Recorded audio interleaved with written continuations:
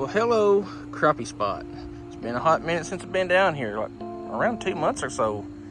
Anyway, I've heard the crappie have been getting caught right here, so figured I'd drive up here and see what we can violate. Yeah, it's been every bit of 2 months since I've been up to this spot here, and the water is going down, so it's getting about to where, the crappie are definitely moving up shallow. Like, I've already proved that in my video where I talk about mental health and all that. But so far, the water looks like it has come down about 2 feet. Still got a good ways to go, and we've got about an hour and a half, 2 hours tops to fish. I'm just taking one rod and more baits than I'll actually use. So we got options to see what they're biting, and heck, if we don't catch crappie, we just catch whatever we can catch. So let's get down here and get rigged up and let's get some slime. Anybody home? Oh, there's a jig laying up there I could probably use. And like usual with this spot, trash everywhere. That's something I talked to the game warden that watches my channel, that I talked to him about, is you'll never ever end this because people just don't care. God, that's pathetic. And I don't have a garbage bag or anything to put this crap in. But I am off the next 2 days, so I may come up here and just get this stuff. Anyway, got a new tripod I may play around with.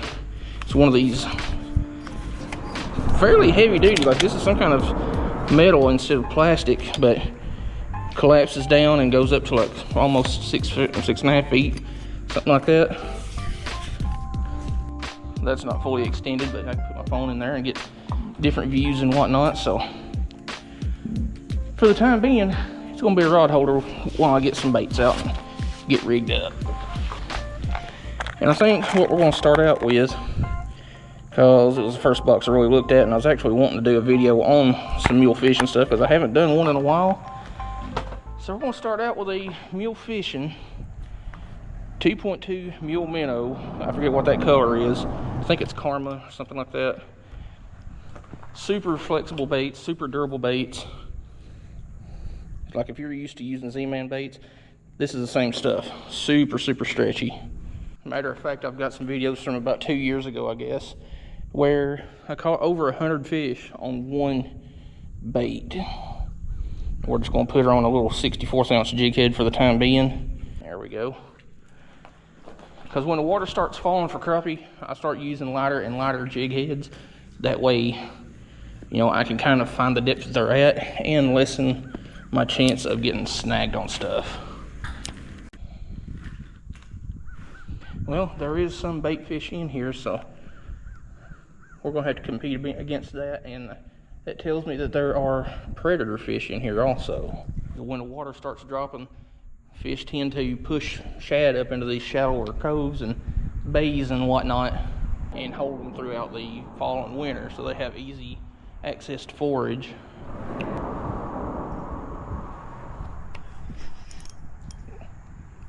Well, thought I had a fish, but I don't. I have El Snago, and that don't feel like that's coming out. And since we broke off, we might as well put a mule jig on and try again.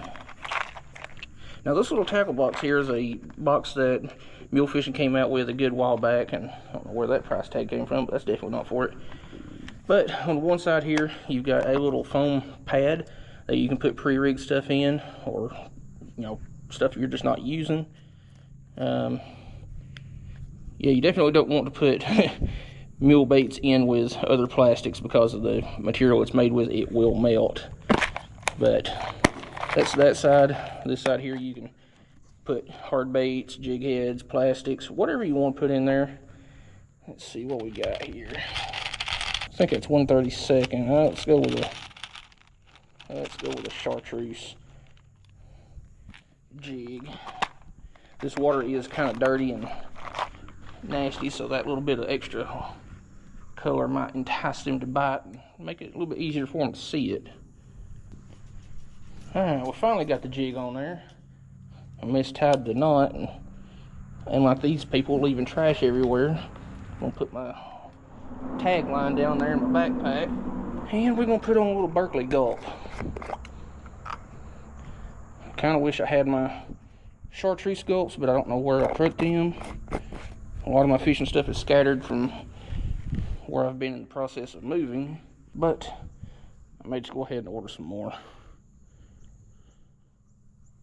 I'm kind of out of the smelt colored ones anyway. Might as well order some chartreusins.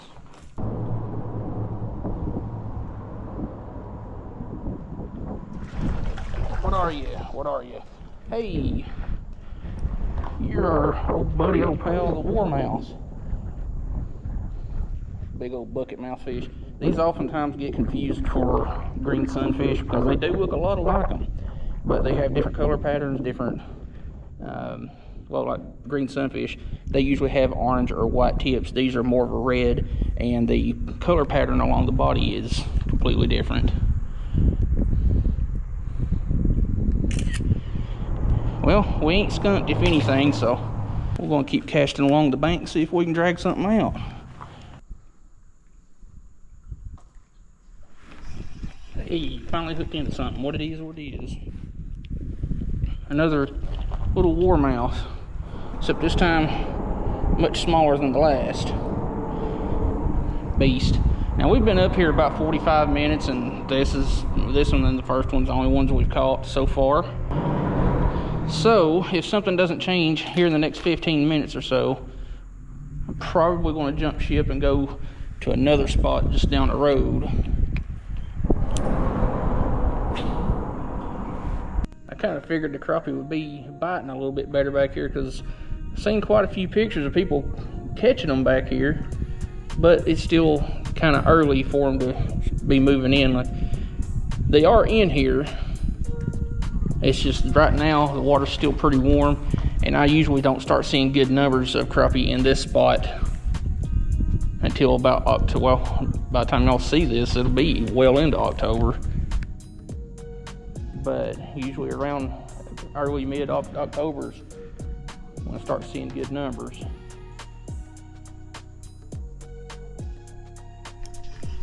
And we got something there.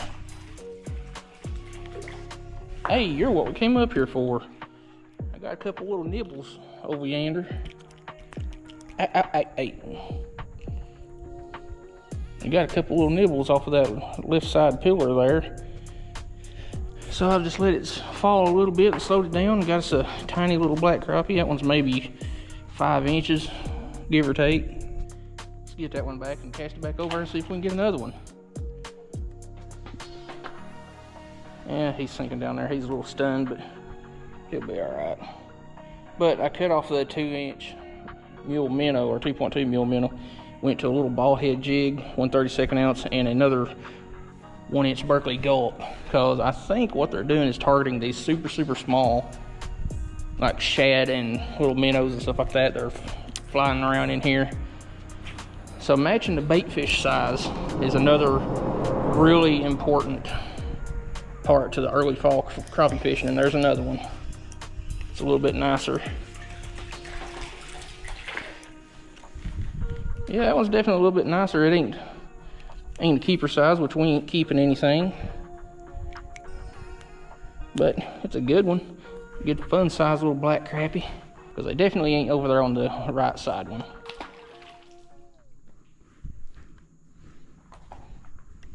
However, I do have to be careful about casting around that left side pillar because there's a tree wrapped around it, which you can kind of see part of it, but I have donated a lot of jigs over the years to that tree. Now, a lot of people would like to argue that this is not a creek because it is big, it's wide, and it's long. But during the fall and winter, once it gets down to winter pool, it isn't much wider than these pillars are apart from each other. Like it's very narrow and very shallow. Let's see if we can get another one off of that tree right over there. Yeah, apparently there ain't one.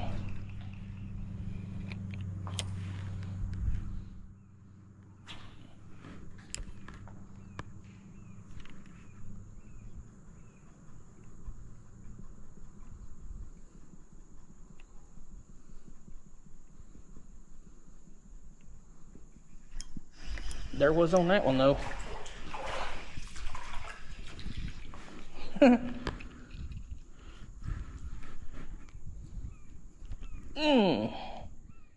These smaller ones are a lot scrappier and a lot sharper. But another little black crappie. The way you can tell black crappie apart easily is counting the dorsal spines. Black crappie will typically have 7 to 8 dorsal spines. White crappie will usually have 4 to 6. But that one's definitely been gorging. It ain't a big one, but he's got some minnows in him.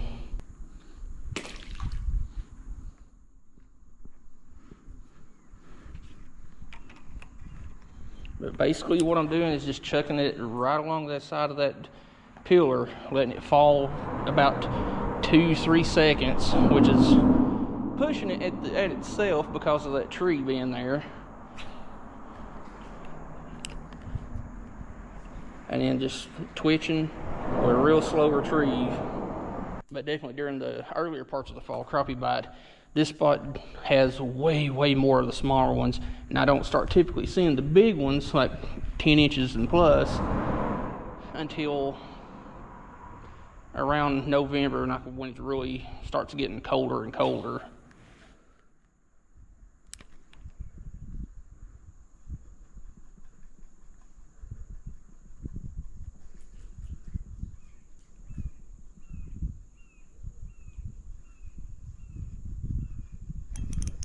Another one. That one hit it a couple of times. Woo! You skated on in and then you got excited. Of course, that is just about in your eye. Yeah, I have to have pliers to get you. Pull out the handy dandy Leatherman signal. There we go. Another little micro crappie. Tiny ones, but I will take them.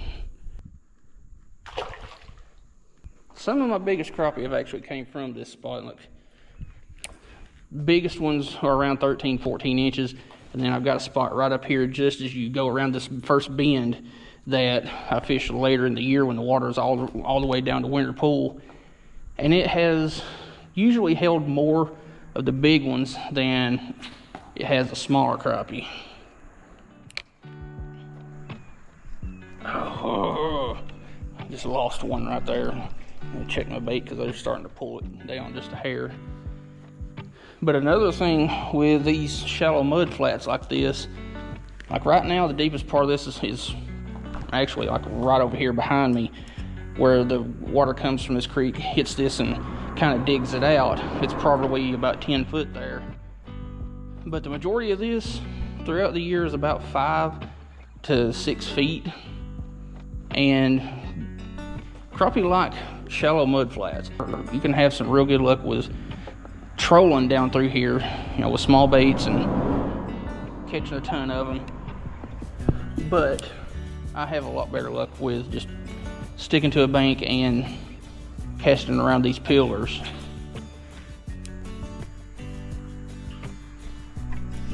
Yep, there we go. Another micro peen crappie.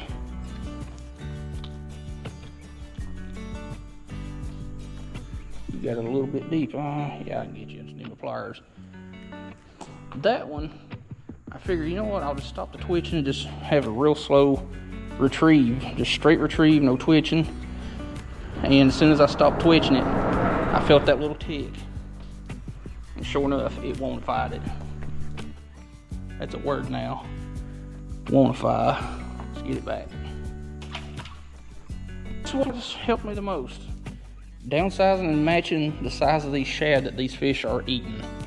Like those bigger baits, yeah, I got a couple of bites on them, but they weren't committing to them. So let's get her back over, see if we can get another.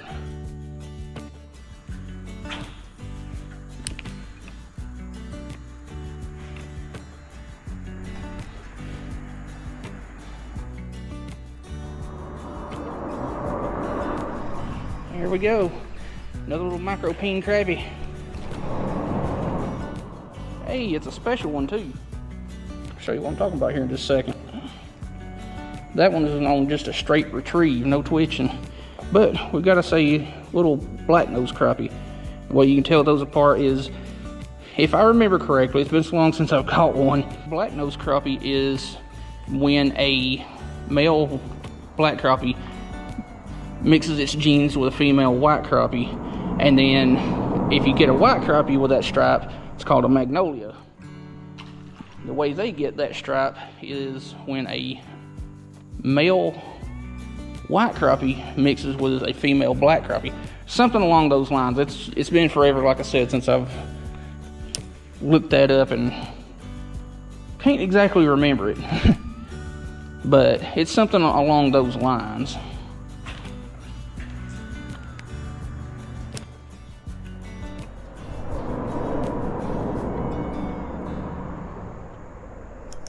And that's not a crappie. And that's a broke line. That was bound to happen fishing around that treetop. All right, we are re-rigged. Just another little ball head jig with the Berkeley Gulp smelt, which any of the Berkeley Gulps, the little 1-inch ones, will work fine for crappie. I like to keep them as close to the natural colors of shad and stuff like that as possible.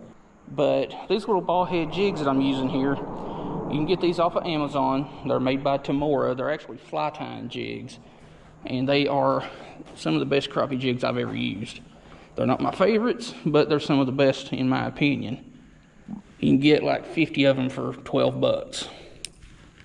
You cannot find them at Walmart and all that, so you do have to deal with shipping. But they are some tough jigs. But yeah, this spot is fairly snaggy, so that's why I use a lot of really small jig heads. That way I can kind of find the depth that the crappie are at, which is really most important. Once you find that depth they're at, you're set. And using smaller jigs, like 1/64th, 1/80th, 1/32nd on the upper end, help keep you from snagging.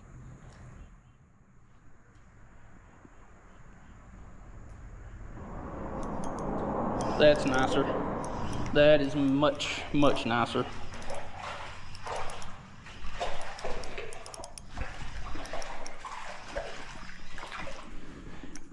That's every bit of a keeper size, but like I said, not up here to keep crappie. That's probably close to 10 or 10 and a half. That right there was a fun size crappie. Let's get you back. And again, that one was just on a straight retrieve, no twitching or nothing. I guess that kind of helps with not like twitching it out of their face, which if they wanted it, they're gonna bite it.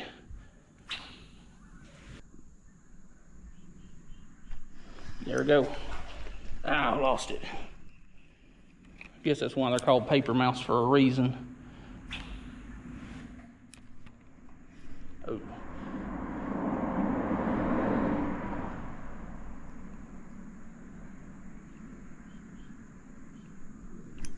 Another one. It's one reason why on the majority of my fishing setups, I'll use a high vis line like chartreuse. Like this is dyed with 8-strand J braid in chartreuse. And you know, when they are biting fairly soft, a lot of times you can just see that line twitch and you're set. And I got tangled up around my rod. There we go.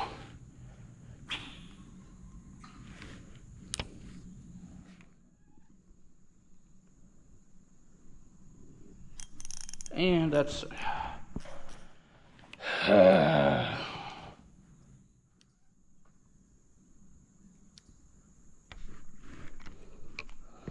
can't be doing too much more of that snagging and breaking off now. I ain't got too many of them jigs left. There we go. Hey, they ain't big ones by any stretch, but that's all that matters is we're catching them. Beast El Gigante. Now the one downside to releasing them right here at the bank is I'm not releasing them over there where I caught them at. So that's depleting what's over there. But it doesn't seem that there's a lack of them, so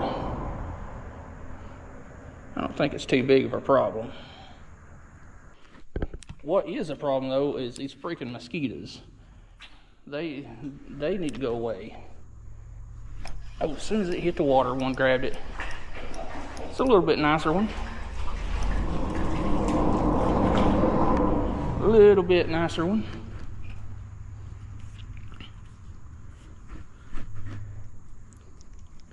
Hey now, you can stop that.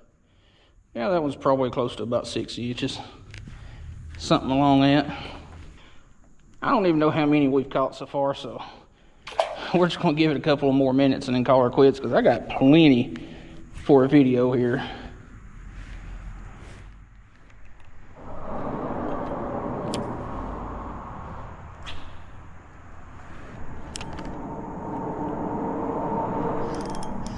Another one that as soon as it hit the water.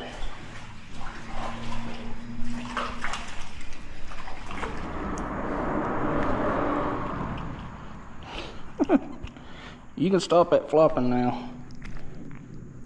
I'll just screenshot one of the other ones, but that's a fun size little black crappie.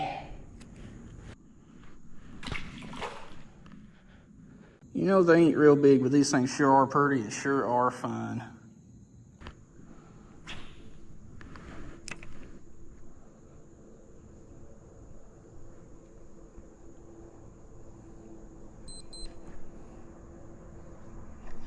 Oh, I missed him the first time and he came back around and got it.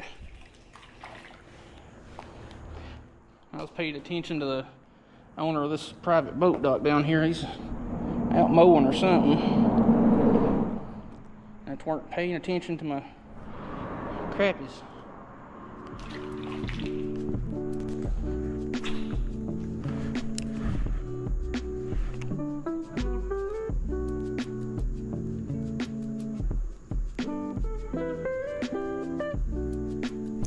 Yep, there's another one. Stopping that twitch with the retrieve has definitely fired these fish up, or at least made them more interested in the bite. Another little micro peen crappie. Well, was going to release you a little bit more gracefully, but you decided to be a hoodlum and start flopping and all that jazz.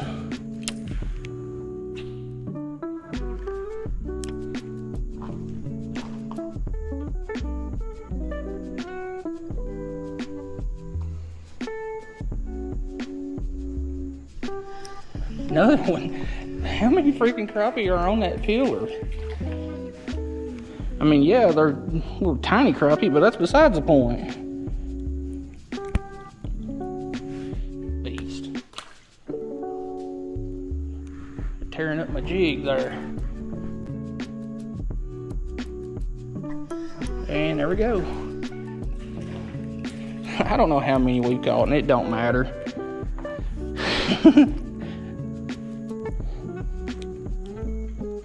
There we go. He's kind of hooked in the gills a little bit, but it'll be okay.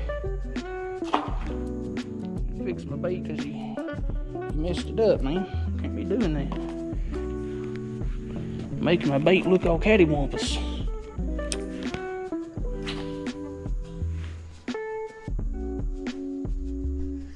Another one. I will take these crappie all day long. I don't care how small they are. I'm catching fish. That dorsal spine's a sharp one.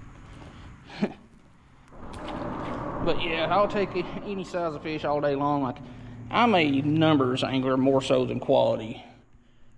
And crappie quickly over the last few years became my favorite fish to fish for. Now, I can't catch them worth crap during the summer. That, I don't know what the deal is, but... And that is a stump. But yeah, during the summer, I can't find crappie to save my life. Fall and winter, it's all I can do to get away from them.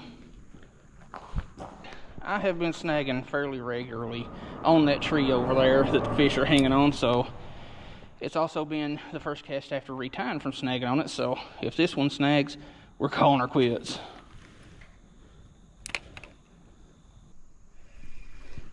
Well, I'll be dang.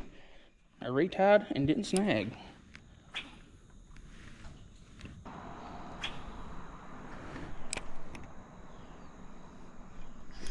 Another one. That one just about as soon as it hit the water. I changed up to a chartreuse jig head since it's getting a little bit darker. I figured that might help them see it a little bit better. Sure enough. But another thing with these jig heads, you want to match your jig head to the size of bait you're using. Like that is, I don't know how well y'all can see that, but that is almost perfect size to keep a realistic presentation with a bait that size and shape. So take that into consideration. You want to match the size of bait that's out there. You want to match the color, and your jig head needs to be about the same size as the body of the plastic you're using to keep that realistic presentation.